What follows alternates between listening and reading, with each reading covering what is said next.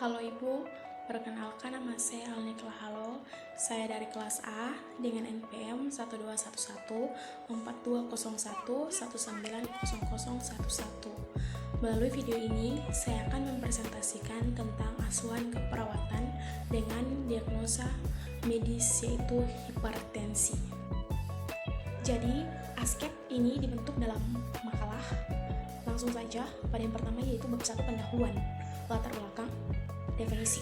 Jadi di Indonesia hipertensi merupakan masalah kesehatan yang perlu diperbaiki oleh dokter yang bekerja pada kesehatan primer karena angka prevalensinya yang tinggi dan akan mengakibatkan menjadi dua, yaitu yang pertama hipertensi primer atau yang tidak diketahui penyebabnya atau idiopatik.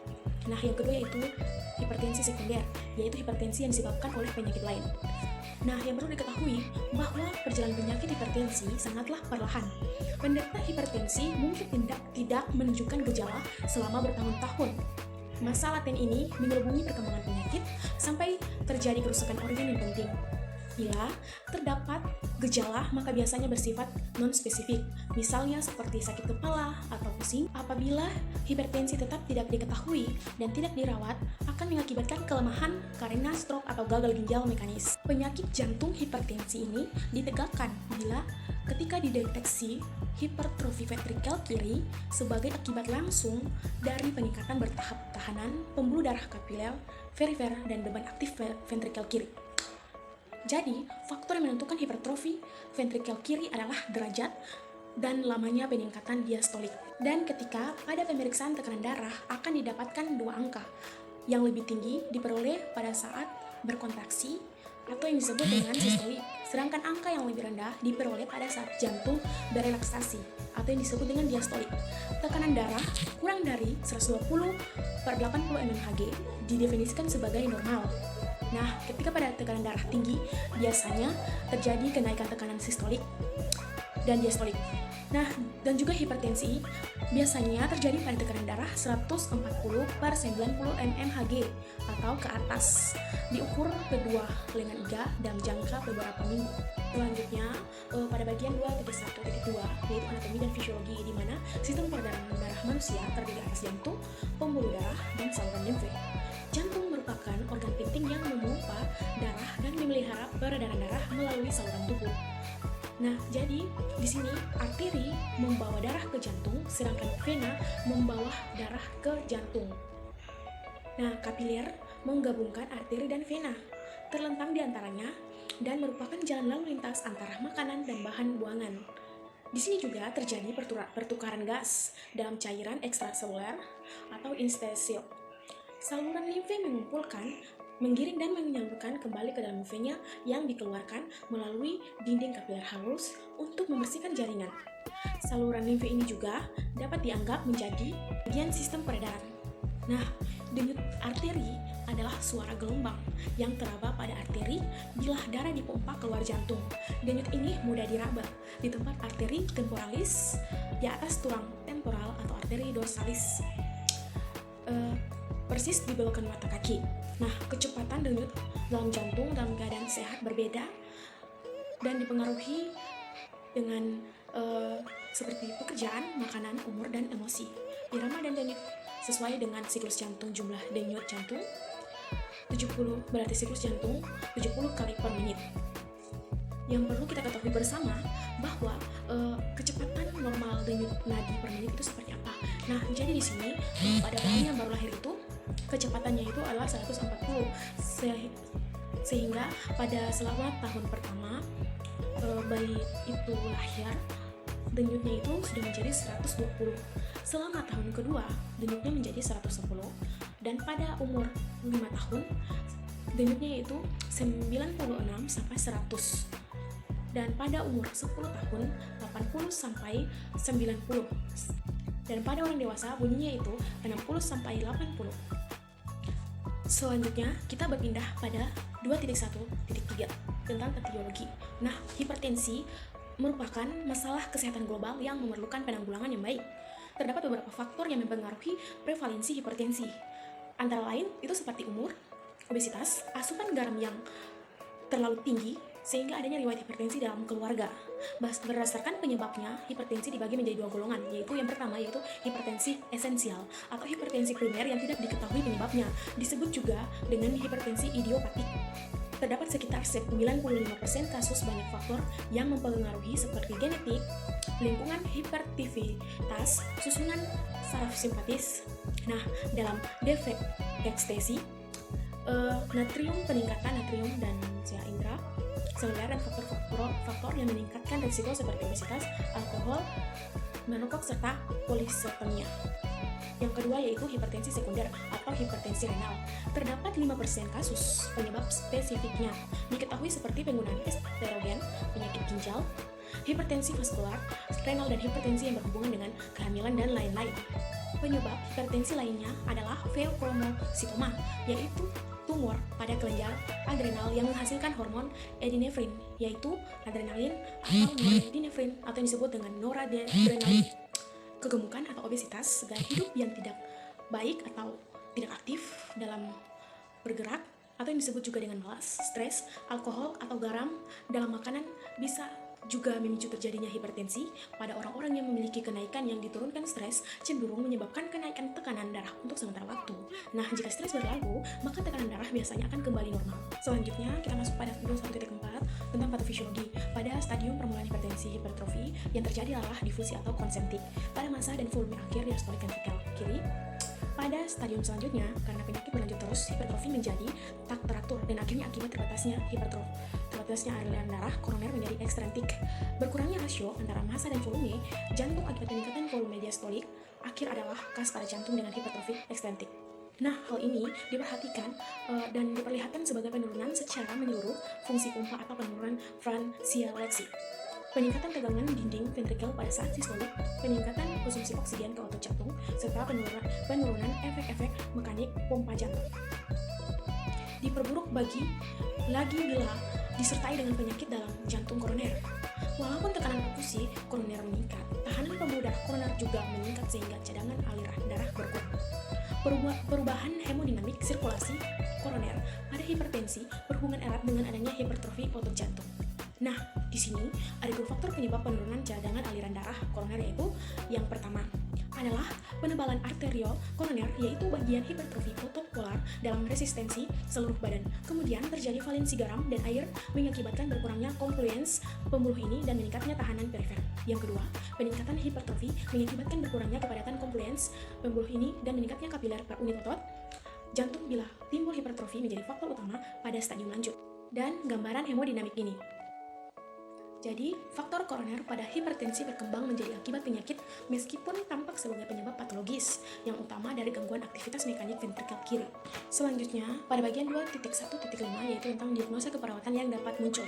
Nah, diagnosa keperawatan yang mungkin muncul pada pasien hipertensi adalah yang pertama curah jantung, penurunan risiko tinggi terhadap berdasarkan peningkatan overload, vasokonstriksi, iskemia, miokardia, hipertrofi, ditandai dengan tidak dapat diterapkan adanya tanda-tanda dan gejala yang menetapkan diagnosis aktual.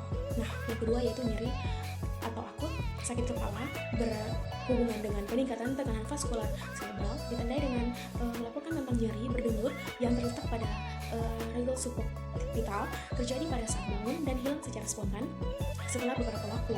Yang ketiga yaitu intoleran aktivitas berhubungan dengan kelemahan umum, ditandai dengan laporan verbal tentang kelebihan dan kelemahan. Yang keempat yaitu nutrisi perubahan lebih dari kebutuhan tubuh berhubungan dengan masukan berlebihan dengan kebutuhan metabolik, ditandai dengan berat badan 10% sampai 20% lebih dari ideal untuk tinggi dan bentuk tubuh. Yang kelima yaitu coping individual, infektif berhubungan dengan krisis situasional, maturasional, perubahan hidup beragam, ditandai dengan menyatakan ketidakmampuan untuk mengatasi, untuk meminta bantuan. Yang keenam yaitu tentang kurang pengetahuan atau kebutuhan belajar mengenai kondisi rencana pengobatan. Selanjutnya pada bagian bab 2 yaitu tentang tinjauan kasus, di mana 2.1.6 yaitu tentang kajian, 21.7 tentang identitas pasien. Yang pertama tentang identitas pasien. Nama pasien Tuan M, jenis kelamin laki-laki, umur 60 tahun, status perkawinan kawin, agama Islam, pendidikan SMA, pekerjaan pensiun, alamat Jalan Masar, Sokwa, tanggal masuk tanggal 16 Oktober 2020 dengan nomor register 06-46-47, ruang atau kamar Mengkudu K2B2, golongan darah O, tanggal pengkajian tanggal 16 Oktober 2020, tanggal operasi tidak ada dengan diagnosa medis hipertensi. B. Penanggung jawab. Jadi penanggung jawab dari Tuan ini adalah Tuan D. Hubungan dengan pasien adalah anak. Pekerjaan PNS umur 25 tahun, alamat Jalan Lestari Sutopo. Pada bagian 2.1.8 yaitu keluhan utama. Jadi pasien datang ke rumah sakit mengatakan kepala pusing, nyeri pada tungkai, sakit kepala disertai leher terasa tegang dan kaku. 2.1.9 yaitu tentang riwayat kesehatan sekarang.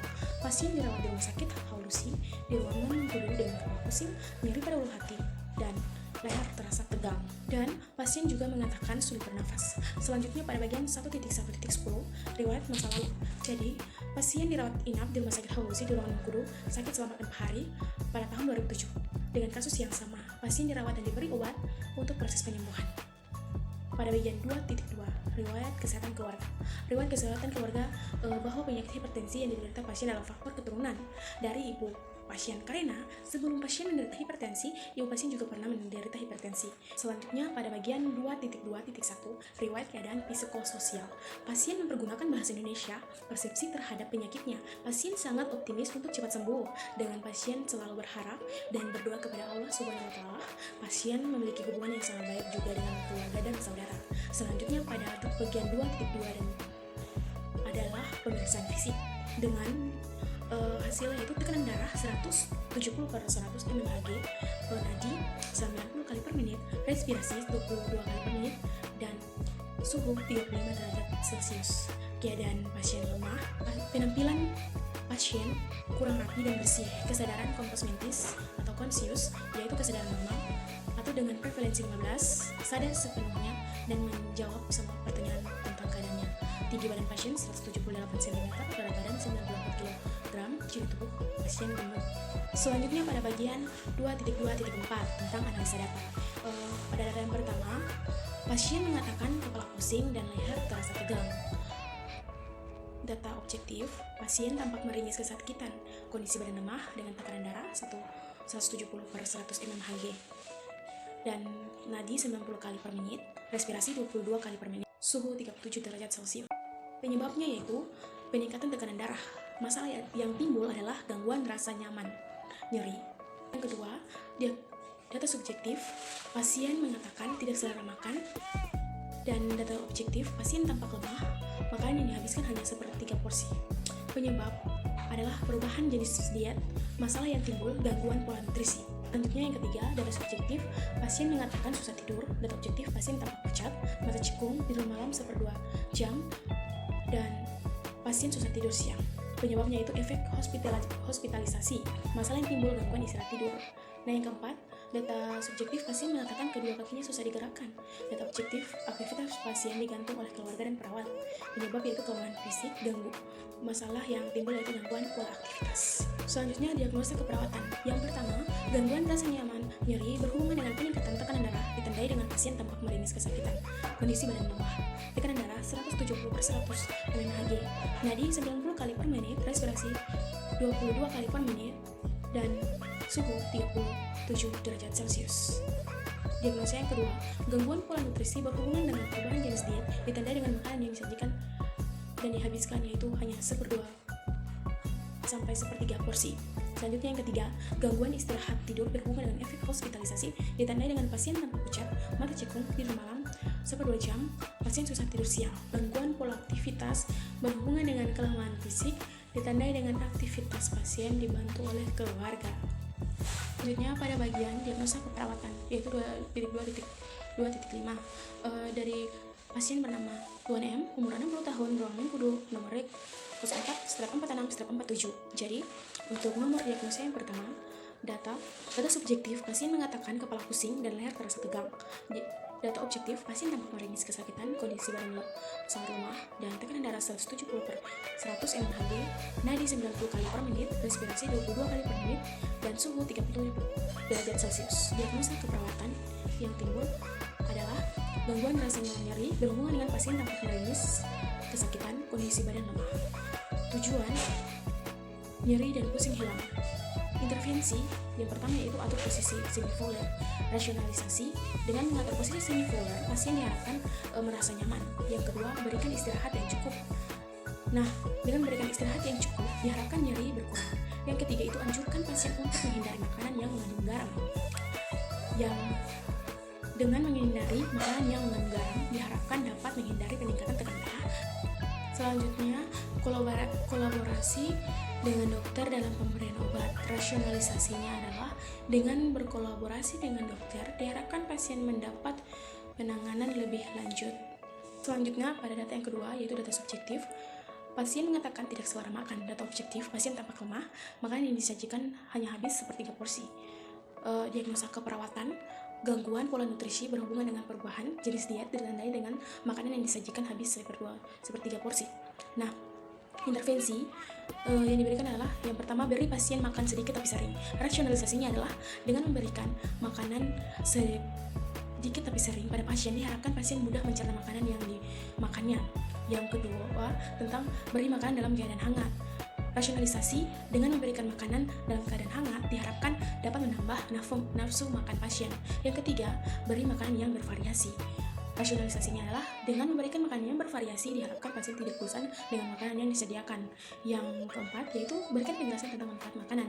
Rasionalisasi dengan memberikan penjelasan makanan pada pasien dapat membuat pasien agar pasien dapat mengetahui manfaat makanan. Tujuannya adalah kebutuhan nutrisi terpenuhi. Ini pada data yang ketiga, yang pertama data subjektif, pasien mengatakan susah tidur. Data objektif, pasien tampak pucat, mata cekung, tidur malam 1/2 jam, pasien susah tidur siang.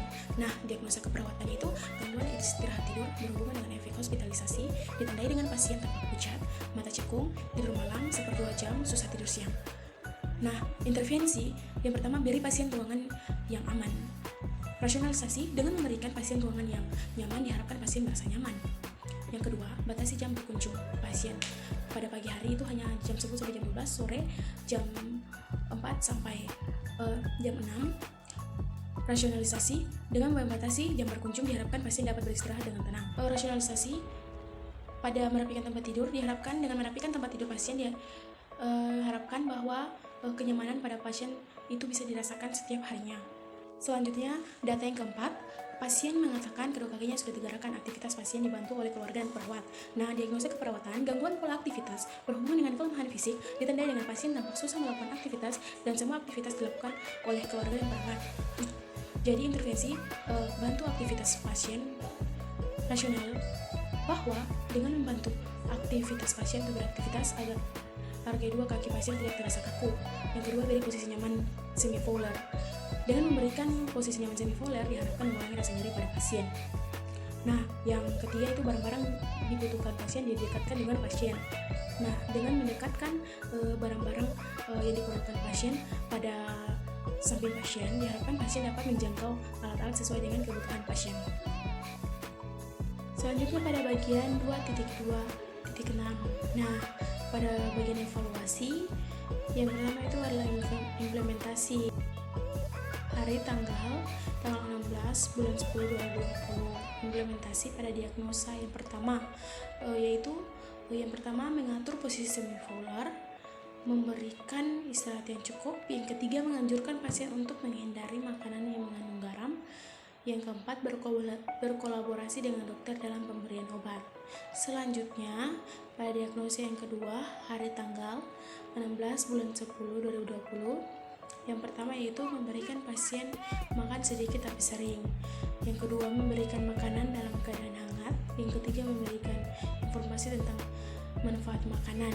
Selanjutnya yaitu tentang diagnosa yang ketiga, implementasinya hari tanggal 16 bulan 10 2020. Implementasi yang pertama, memberikan pasien ruangan yang nyaman. Yang kedua, membatasi jam berkunjung pasien.